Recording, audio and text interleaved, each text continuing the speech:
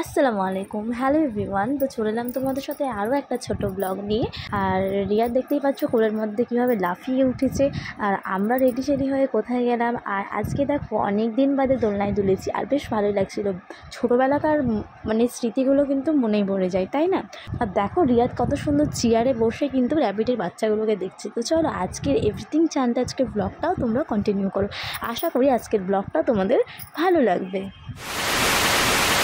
তো আলমারি থেকে পছন্দের মতন একটা কটন স্যুট বের করে নিলাম, আর সাথে সাথে দেখো মেকআপের কিছু প্রোডাক্ট, আর সাথে হচ্ছে ব্যাগ। তো ম্যাচিং সব কিছু নিয়ে নিয়েছি। তারপরে দেখো এটাকে আমি এখন পরে নিয়েছি, আর এখন কিন্তু হালকা একটা মেকআপ করতে বসে পড়বো। তো তোমাদের সাথে ভাবলাম একটু শেয়ারই করি, কারণ মেকআপ তো তোমরা অনেকেই ভালোবাসো। আর আমি বেশি বিয়ে বা কোনো ফাংশন না হলে কিন্তু এতটা মেকআপ করি না।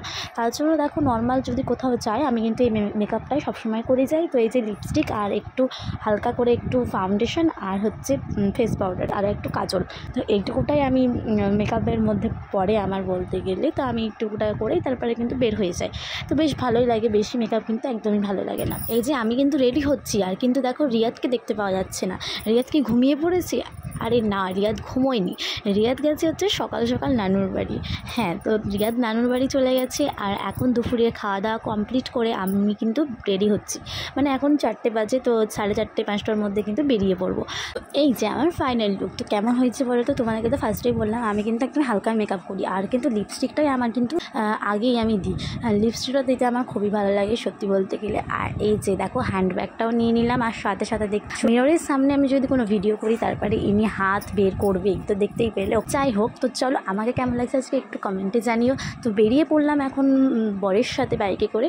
তো এই যে রাস্তা দিয়ে যেতে যেতে তোমাদের সাথে একটু ক্লিপ নিয়ে নিলাম ছোট্ট। তো রাস্তা দিয়ে যেতে যেতে কিন্তু রিয়াদের কথা অনেকটাই মনে পড়ছে। তো চলো এবার রিয়াদেরই রিয়াকশানটা তোমরা দেখতে পাবে, আর আমারও। তো ফাইনালি গাইজ অনেকক্ষণ বাদে কিন্তু রিয়াদকে দেখতে পেয়ে রিয়াদ কিন্তু দেখা যায় আমার কোলের মধ্যে একদম ঝাঁপিয়ে উঠেছে। আর আমারও রিয়াকশানটা কিন্তু একদমই আলাদা ছিল। অনেকক্ষণ পর ছেলেকে দেখতে পেলাম, মনে হচ্ছে কতক্ষণ সময় হয়ে গিয়েছিলো দেখিনি। তো সবারই মনে হবে এরকম, সব মাদেরই মনে হয় আর কি। তো এই যে রিয়াদ কিন্তু এখন আমাকে দেখে এখন ঝাপ্পি টাপ্পি দিচ্ছে। তারপরে দেখো ক্যামেরার সামনে একটু হাইও করে দিল যখন দেখছে ভিডিও হচ্ছে। আর আমি এদিকে যাচ্ছি, এই যে এখন দেখো আমার কোলেই কিন্তু উঠবে, এখন নামবে না। তো এই যে এখন রিয়াদ বেলুন নিয়ে খেলা করছিল, যেটা হচ্ছে মাহি কিনে দিয়েছে। তো বড় বেলুনটাকে তো একদম ফাটিয়ে রেখেই দিয়েছে। রিয়াদের পাপাও দেখছে খেলাটা। তো কোনো জিনিস একদমই থাকে না। বেলুন তো একদম হাজারো ওর ফাটানো হয়, বেশি ভালো লাগে ওর বেলুন ফাটাতে আর কি। তো সকাল সকাল কিন্তু নানির বাড়ি এসে দেখো নানির কাছ থেকে ধান্দা করা হয়ে গিয়েছে, আর দেখো শুজগুলো কেনা হয়ে গেছে। তো অলরেডি এটা নিউ শুজ রিয়াদের। তো এই বাড়িতে রাখার জন্য মা কিনেছে, কিন্তু ও রাখতে দেবে না, কিন্তু ও নিয়ে চলে এসছে আবার এই বাড়িতে।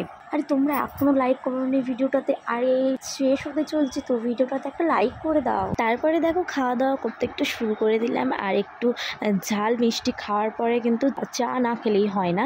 আর তোমাদের সাথে শেয়ার করলাম, কারণ এই মিষ্টিটা কিন্তু আমার কাছে নতুন, তাই ভাবলাম তোমরা কারা কারা জানো অবশ্যই কিন্তু একটু কমেন্টে জানিও। এই মিষ্টিটা পুরোটাই কিন্তু ড্রাই ফ্রুটস দিয়ে, ঠিক আছে। তারপরে চলে এলাম একটু ওপরের ঘরে, আর রিয়াদের পাপা এখন দেখছিল হচ্ছে একটা সিনেমা।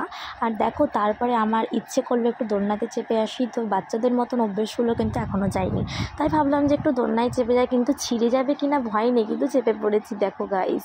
তো এখন কিন্তু আমি মহারানীর মতন বসে দোলনা খাচ্ছি, বেশ ভালোই লাগছে দোলনায় দুলতে, তাই না? তো দোলনায় বসার পর এরপরে কিন্তু চলে গেলাম হচ্ছে নিচে র্যাবিটগুলোর বাচ্চা হয়েছিল সেগুলোই দেখতে। তো র্যাবিটের বাচ্চাগুলোকে এখন মা দুধ খাওয়াচ্ছিল, সেগুলোই রিয়াদ আর আমি মিলে কিন্তু দেখছিলাম। আর র্যাবিটের বাচ্চাগুলো দেখো বেশ কিউট, আর একদমই কিন্তু পুচকি। তো পুচকি বাচ্চাগুলো বেশি দেখতেই ভালো লাগে, আর আমার কিন্তু হাতে নিতে বেশি ভালো লাগে। আর রিয়াদ দেখো এখন চেয়ারের ওপর বাবু সোনার মতন বসে কিন্তু র্যাবিটের বাচ্চাগুলোকে কিন্তু দেখছে, ওর বেশ ভালোই লাগছে। আর ও একদমই কিন্তু ভয় পায় না। তো 11টা মতন বেজে গেছে, এরপরে কিন্তু বাড়ি যাব, তার জন্য কিন্তু এবার রেডি হচ্ছি। আর এই যে রিয়াদকে দেখো এখন তো জামা প্যান্ট পরানো হয়ে গিয়েছে, আর এখন রিয়াদ দেখো হাসাহাসি করছে। আর রিয়াদ একটা বল নিয়েছিল যেটা ওর পাপা কিনে দিয়েছিল, কিন্তু সেটা ও এ বাড়িতে ফেলে গেছে। তাই দেখে কিন্তু ও তাড়াতাড়ি করে বলটাকে ব্যাগে দিয়ে দিচ্ছিল আমি এটাকে বাড়ি নিয়ে যাবো বলে। আর সে কিন্তু ভালো মতনই বোঝে যে নানুর বাড়ি থেকে আমার বাড়িও যেতে হবে, আমাকে সব জিনিসপত্র কিন্তু গুছিয়ে, এইটুকুটাও ভালো মতন বুঝে গেছে।